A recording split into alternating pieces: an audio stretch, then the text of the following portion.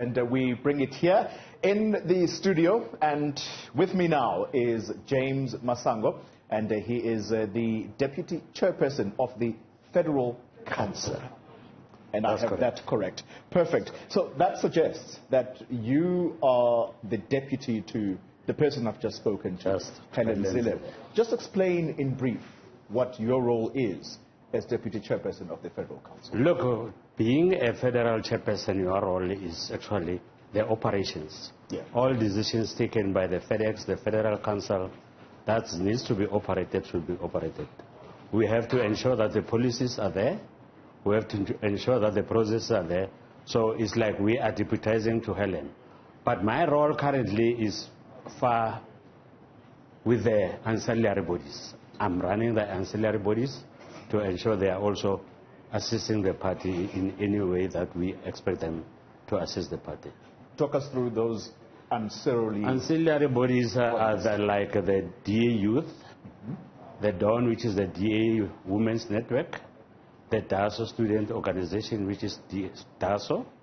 You got the EDEC, which is councillors. You got the MPL Network, which is MPLs, and then you got DA abroad. And the roles of these structures, if I could call them that. Their roles? What has been the impact, for example, of DASO? Because that's one of the structures that we are well averse about its work as South Africans, because those are the young people, I think university level. That's the breeding ground of the Democratic Alliance. How effective would you say structures like that have been to see to it that this party grows? Look, those structures are very important because we can't get into universities. That's another constituency on its own, where the DA, mostly we don't have access to the campus and all those things. And then you got the DASO students that are there inside, who can access them and talk to them, form branches, and grow the party from there. And those people, when they go home, they can also join branches outside the campus and work also from there. But we need students to be in the campus to work for the DA, to get those students who are above 18 years who can vote, to please vote for the DA. And this is the centrality of my question, Dr. Masango, and that is that the effectiveness of such a structure. University students, the kind of membership you want at grassroots level, or as young as they are, in order to filter through the ranks of the DA, and ultimately people see themselves in the leadership of this party. And I'm asking you this question simply because at least the one party that we are looking at and have seen being effective in getting into those university corridors, over and above, of course, the ANC through SASCO and the other structures that they have. But the EFF, Student Command, has really been good at attracting those young people. And I'm asking you the question, is your structure of the Democratic Alliance, at least at youth level, being effective enough, you think? You won't see them because you must remember the EFF, they are more violent. That's why most of us see them. The D are not violent. They talk on issues that are not pertinent. There's a lot of issues that we have raised with the universities, but we raise them in a good manner that can be something that we sit down and talk to it. Like the accommodation, the NSFAS, we got a lot of things that we were put down to say, let's do them in proper. But if you want to see them being like that, you won't see them. But in a way of negotiation, they're there. You must remember we got a mayor currently, Jordan Lewis. He's from DASO. We are brewing them from there, and they come to the youth and they grow up and become the better mayors, the better councillors. It's quite a lot of them, actually. I suspect that you are going to be fielding questions or at least a rebuttal from the EFF for suggesting that the only reason they are visible is because they're violent. Let's talk about DA women. Yeah. I don't think that many South Africans are familiar with DA women. Who leads the DA women's structure, for example? And I'm asking you this question simply because South Africa, at the moment, it is grappling with the issue of GBV, and I don't see the visibility of DA women. But I think you must just check if you can look at the last Women's Day in the Northern Cape. Our message was the only message that was different, where we spoke about the data that actually get captured and nothing is being done with them. The laboratory that are lying there, piling up, and people are waiting to know what's happening with their cases, and the cases are not being done. We were the only party that actually took a different way and ran it.